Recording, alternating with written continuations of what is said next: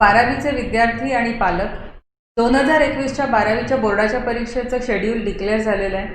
त्याबरोबरच 12वी नंतर जे प्रोफेशनल कोर्सेस तुम्हाला करायचे आहेत त्याच्यासाठी ज्या महत्त्वाच्या एंट्रन्स परीक्षा आहेत त्या सगळ्यांचीच शेड्यूल्स आता डिक्लेअर होत आहेत. त्यामुळे आता मुलांवर आणि पेरेंट्सवर एक डबल प्रेशर आहे. ते म्हणजे एंट्रन्सची तयारीही चालू ठेवायची अतिशय व्यवस्थितरित्या आणि बरोबरीने 12वीच्या बोर्डाची तयारीसुद्धा तुम्हाला करायची आहे.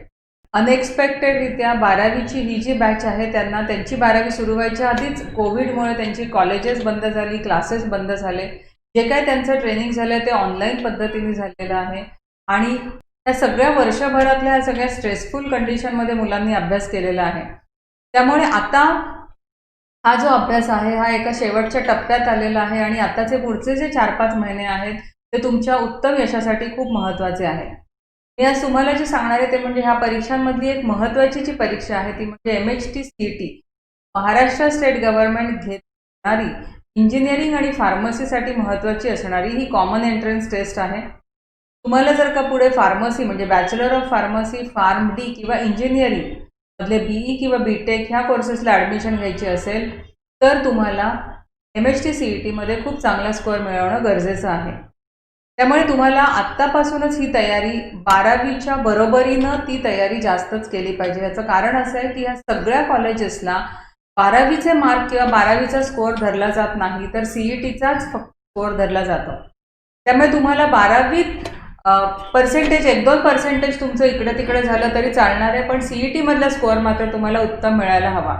आता CETचा पॅटर्न आपण पहिल्यांदा समजावून घेऊ, कारण कशा पद्धतीने ही परीक्षा होते आणि स्कोअर मिळवण्यासाठी काय करायला पाहिजे हे जर तुम्हाला समजलं तर तुमचे प्रयत्न त्या पद्धतीने होतील. तर पॅटर्न असा आहे की PCM किंवा PCB दोन्ही CET तुम्ही देऊ शकता. PCMची CET इंजिनिअरिंग ॲडमिशनसाठी महत्त्वाची आहे आणि PCBची CET किंवा PCMची CET यातल्या मार्कांनुसार तुम्हाला फार्मसीच्या ॲडमिशन होतात. PCMच्या CETचा जर विचार केला तर फिजिक्स आणि केमिस्ट्रीचा पेपर असतो 100 मार्कांचा आणि मॅथ्सचा पेपर असतो 100 मार्कांचा. म्हणजे फिजिक्स, केमिस्ट्री, मॅथ्स ही मिळून तुमचा 200 मार्क्सचा पेपर होतो 3 तासाचा. 100 मार्क्सच्या फिजिक्स केमिस्ट्रीच्या पेपरला तुम्हाला 90 मिनिट्स वेळ असतो. जर कॅल्क्युलेट केलं तर एक क्वेश्चन तुम्हाला 54 सेकंड्स म्हणजे लेस दॅन अ मिनिट सोडवायचा असतो. मॅथ्समध्ये 50 प्रॉब्लेम्स असतात, 2 मार्क्स फॉर ईच प्रॉब्लेम आणि तुम्हाला टोटल टाईम असतो 90 मिनिट्स. जर आपण कॅल्क्युलेट केलं तर एक क्वेश्चनसाठी आपल्याकडे असतात 1 मिनिट आणि 48 सेकंड्स म्हणजे लेस दॅन 2 मिनिट्स अगेन, म्हणजे लेस दॅन इवन द मॅग्नेमोडल टाईम. ओके, आता तुम्हाला चांगल्या कॉलेजला ॲडमिशन घ्यायची असेल तर तुमचा स्कोअर किती पाहिजे? इंजिनिअरिंगमध्ये टॉप कॉलेजेसला तुम्हाला जर का ॲडमिशन घ्यायची असेल विच इज व्हेरी नेसेसरी करिअरच्या दृष्टीने तर तुमचा स्कोअर हा 150+ हा असायलाच हवा. म्हणजे CETमध्ये 200 पैकी 150+ किंवा 140+ तुम्हाला जर का स्कोअर मिळवायचा असेल तर ते सोपं नाही. कारण आपण आत्ता पाहिलं की ही खूप टाईम बेस्ड एक्झाम आहे. It is very critical on time. Question बघितल्या तुम्हाला कळलं पाहिजे की हा क्वेश्चन मी कसा सोडवायचा आहे. म्हणजे तुम्ही हा क्वेश्चन कुठल्या चॅप्टरमधला आणि याच्यासाठी फॉर्म्युला काय याचा विचार करण्यात वेळ घालवू शकत नाही. याचा अर्थ फॉर्म्युले अगदी तोंडावर पाहिजेत, सगळे फॉर्म्युले पाठ पाहिजेत. क्वेश्चन बघितल्या तुम्हाला लक्षात आलं पाहिजे की अशा पद्धतीचा सिमिलर क्वेश्चन मी सोडवला आहे आणि त्यामुळे तुम्हाला तो प्रश्न सोडवता येईल इझिली. कारण प्रश्न सोडवायची पद्धत कळली पाहिजे आणि त्यानंतर तुम्हाला त्याचं कॅल्क्युलेशन्स करायचे आहेत आणि मग आन्सर मार्क करायचं आहे. हे सगळं करण्यासाठी सगळ्यात महत्त्वाचं काय आहे तर प्रचंड प्रॅक्टिस.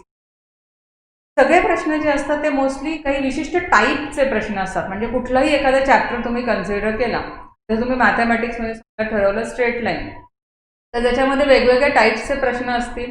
आता या प्रत्येक टाईपच्या प्रश्नांची तुम्ही प्रॅक्टिस करणं गरजेचं आहे. म्हणजे थोडक्यात सुरुवातीला तुम्ही ह्या टाईपचा प्रश्न कसा सोडवायचा हे शिकणं आणि त्यानंतर त्याच प्रकारच्या 5-10 प्रश्नांची प्रॅक्टिस करणं हे जर का तुम्ही केलं तर तशा पद्धतीचा पुढचा प्रश्न जर का तुमच्या पुढे आला तर तुम्ही नक्कीच तो कॉन्फिडेंटली सोडवू शकता. म्हणजेच तुमची साधारण एका चॅप्टरवरती 200 प्रश्न म्हणजे कमीत कमी 200 ते 250 प्रॉब्लेम्स प्रॅक्टिस ही झाली पाहिजे. हे महत्त्वाचं आहे. आता आपल्याला सिलेबस किती आहे CETसाठी तर स्टिप्युलेटेड सिलेबस जे आहे ते म्हणजे 12वीचं संपूर्ण सिलेबस आणि 11वीचं 30% सिलेबस असं सांगितलं जातं. पण आपण 12वीचे चॅप्टर्स आणि 11वीचे चॅप्टर्स जर का कम्पेअर करून पाहिले तर आपल्या हे लक्षात येत आहे की 11वीचा सिलेबस हा बेस आहे, हे 12वीचं सिलेबस आहे त्याच्यावर अवलंबून आहे. त्यामुळे तसंही तुम्हाला 11वीच्या सगळ्याच कॉन्सेप्ट येणं गरजेचं आहे. अगदी थोडेसे 2-4 चॅप्टर्स असतील की जे तुम्हाला CET-साठी लागणार नाही आहेत, पण अदरवाईज तुम्हाला सगळंच थिअरी ही येणं गरजेचं आहे. काय इम्पॉर्टंट आहे तुमच्यासाठी? तर प्रत्येक चॅप्टरमध्ये कॉन्सेप्ट सगळ्या कळल्या पाहिजेत, फॉर्म्युले सगळे पाठ पाहिजेत, वेगवेगळ्या टाईपचे प्रश्न कसे सोडवायचे ह्याची प्रॅक्टिस झाली पाहिजे. आणि हेच तुम्हाला त्या न्यूमेरिकल टाईपचे प्रश्न सोडवण्याची जेवढी प्रॅक्टिस होईल तेवढा स्कोअर तुमचा वाढेल. मग आता कन्फ्युजन काय आहे की आत्तापासून CETची तयारी करायची की बोर्डाची परीक्षा झाल्यावर करायची? अर्थातच आत्तापासूनच तुम्हाला जी तुम्ही करताय आत्तापर्यंत ती वाढवणं आणि ती कंटिन्यू ठेवणं गरजेचं आहे. त्याचं कारण बोर्डाची तयारी आणि CETची तयारी ह्या 2 पूर्णपणे वेगळ्या गोष्टी नाही आहेत, हे सगळ्यांनी समजून घ्या.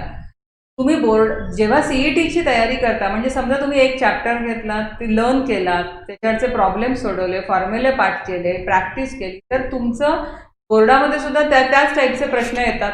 फक्त राहतं कुठलं पार्ट? तर थिअरीचा जो पोर्शन असतो, जो तुम्हाला बोर्डासाठी जरा वेगळ्या प्रेझेंटेशन फॉर्ममध्ये लिहायचा आहे, डेरिव्हेशन्स तुम्हाला पाठ करायचे आहेत, तेवढा पार्ट तुमचा बोर्डाच्या दृष्टीने थोडासा एक्स्ट्रा किंवा डिफरंट असतो.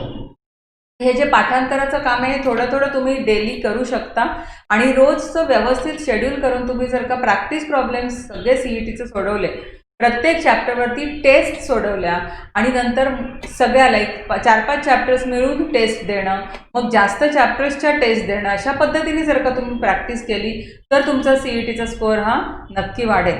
त्यामुळे आत्तापासून डेली CETचा अभ्यास करणं खूप गरजेचं आहे, हे लक्षात घ्या.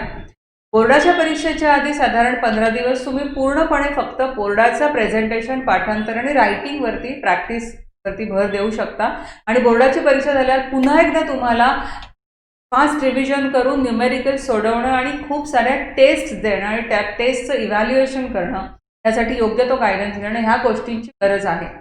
तर CETची तयारी थांबवू नका. CETच्या स्कोअरवरच तुमच्या स्टेट लेवलच्या इंजिनिअरिंग आणि फार्मसीच्या ॲडमिशन्स अवलंबून आहेत. तो लक्षात घ्या. MHT CETची उत्तम तयारी करा, उत्तम स्कोअर मिळवा आणि चांगल्या कॉलेजला ॲडमिशन घेऊन तुमच्या करिअरचा उत्तम बेस बनवा. All the best. Thanks a lot.